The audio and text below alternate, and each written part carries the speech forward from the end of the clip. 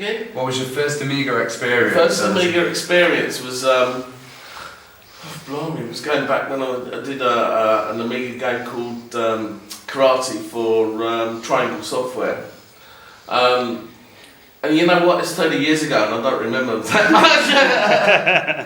much. What was your favourite title, Bitmap Brothers, that you worked on?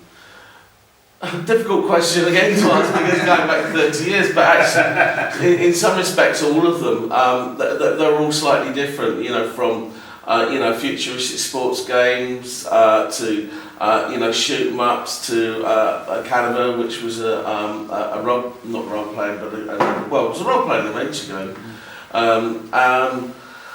and it's and then there was Gods, and then there was Magic Pockets, and then there's a Payoff, then there was Chaos Engine, and there was Chaos Engine 2. I don't know, it all blurs into one at some stage. Speedball 2 as well, I remember the soundtrack, just amazing on the intro, and that was John Foxx, Nation 12. Yeah, no, John Foxx, Nation 12. Do you know what? I can't remember what the track was called now. Into the Wonderful. Into the Wonderful. That was it was Into the Wonderful. Wonderful. No, it wasn't. No, it wasn't.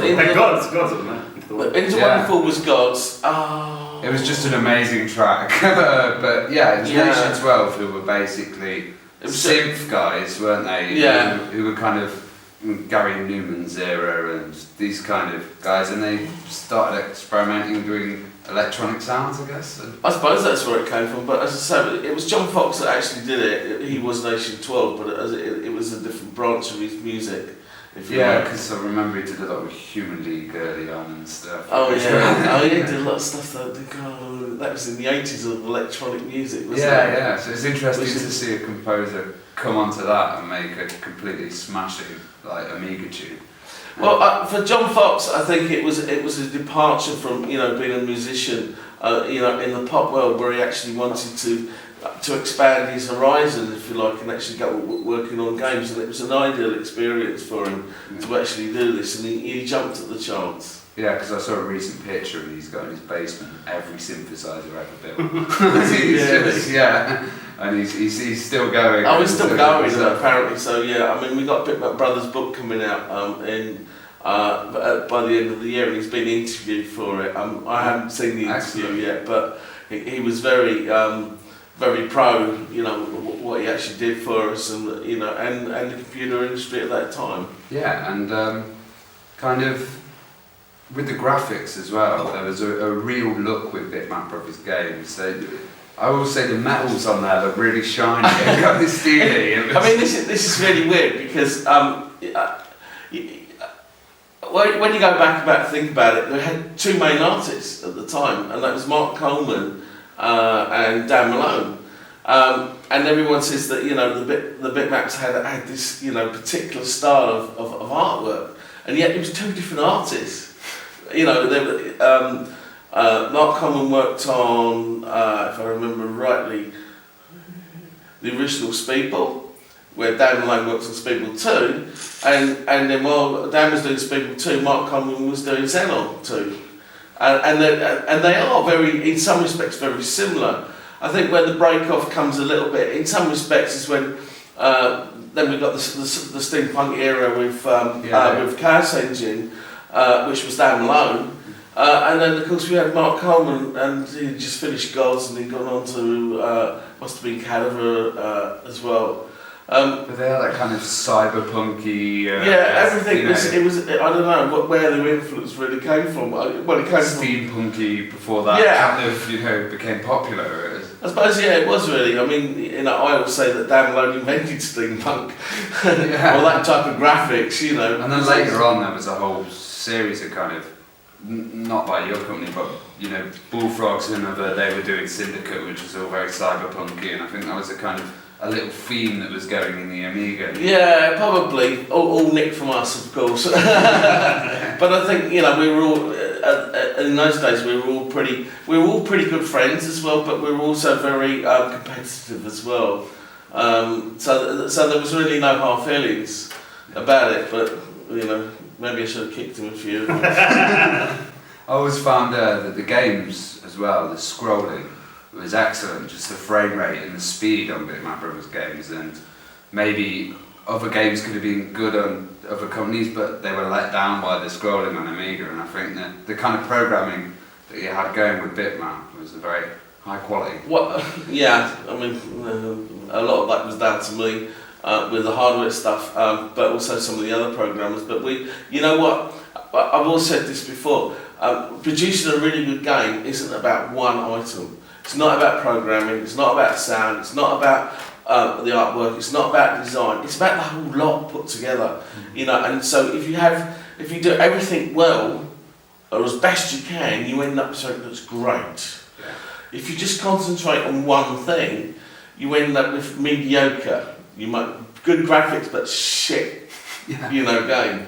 Or it doesn't run properly, or it crashes. You know what I mean? It's just, and I think that's where we prided ourselves, was to actually make sure that each element was dead right, and it was the best we could actually do. Kind of told the story, and it was a complete package. Yeah, the complete package, the whole design, the whole, you know, even the cards that you got in the box of Chaos Engine and stuff, and they had kind of, you know, yeah. So I forgot about all those. Goes back years, doesn't it? I mean, we were very involved, obviously, with the marketing, and we virtually. We approved most of the marketing and to some extent helped you know, the publisher, or told the publisher this is what we want, and that's another part. You know, it's not only producing the game, but then you go into the marketing of it and the selling of it, and once again it's something that we wanted to excel at, and this is why we started Renegade Software. When we started Renegade Software, you know, it was just that we wanted to be the best publisher around. You know, to make the most. I wouldn't say we make the most money, because actually the Renegade actually gave much more money back to the developer than other publishers. It's just the thing is, it was just at a time when development went from maybe less than 100k to sort of millions. And to be quite honest, we didn't have that capital to invest. And I remember you guys kind of kept on with the Amiga a bit when other companies had kind of gone away, maybe a little bit. You know, Rough and Tumble was a big one, wasn't it? Well, Rough and Tumble, was one of Renegade's titles. It wasn't the Bitmap Brothers titles. But of course, I suppose the most famous Bitmap title that came out at that time was probably the last. I don't know whether it was the last Amiga program ever game. It probably wasn't, but it felt like it at the time. And particularly when the sales came in, was the Chaos Engine 2. Yeah. We sold 4,000 copies. Oh, wow. And you know, it cried my eyes out the amount of money that it cost. We should have canned it, but we were so dedicated to actually do the product and with the Amiga. And then last year, I think on eBay, Chaos Engine 2 they were selling for like 50, 60 quid a copy. And they goes, wow, I could have been selling that now. It was 5 years ago. I just threw hundreds of brand new. I just couldn't store anymore. I might have got all the money back. Release them every month. It's like on a small amount, over the next 5 years or something, because I want to keep that, that 50 quid. And I think I've probably only got 4 or 5 copies at home, which are my copies, which I'll probably never sell anyway. So do you have copies of most of your original stuff? I have all the original source code. I have all the original graphics archived. I have a lot of.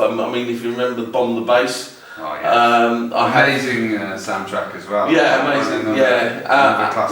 We have all the original tape for that. Studio tapes.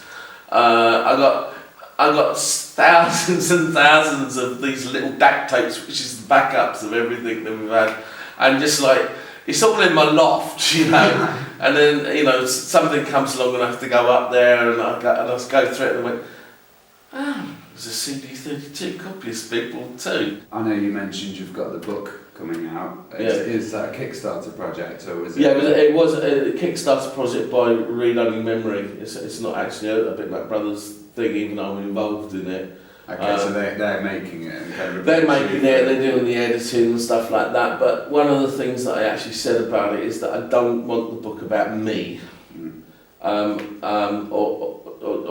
the original partners. It's about the Bitmap Brothers as a team over the years, because that's what's important, and also the games.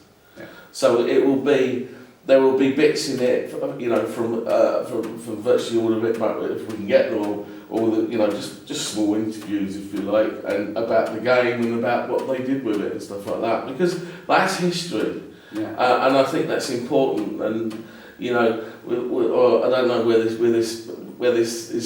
YouTube thing's going out, but so I'm probably going to get killed, but or threatened with death or something tomorrow. Like that. Because I think that it's very important English history. Totally, and I think British game developers, they had such an identity and they had such a coolness about them that other game companies, they didn't seem to, the European and the British ones, particularly the photo shoots and stuff, like Alistair Brimble when he had hair and a jacket, he looked so cool, and all that posing, I know it, but you got to think about it is, games weren't invented in England, they were invented in Japan. Yeah. Probably. But I think when it comes to home computers, that it's England that was the certainly there was more developers in England than there were anywhere else, and I think that's where a lot of the talent at the time came from. But I'm not putting down the Europeans, and I'm not putting down the Americans, and I'm not putting down the Japanese. But the Japanese were a totally different market. They were all consoles, the Sega with the Sonic and something. It was a totally different market. And so I think it's really important that, in the book that it comes out that this was British. Yeah, definitely. I think that's a really good point to end it on. So looking forward to seeing the book. Thanks for the interview. That's no problem at all, no problem at all.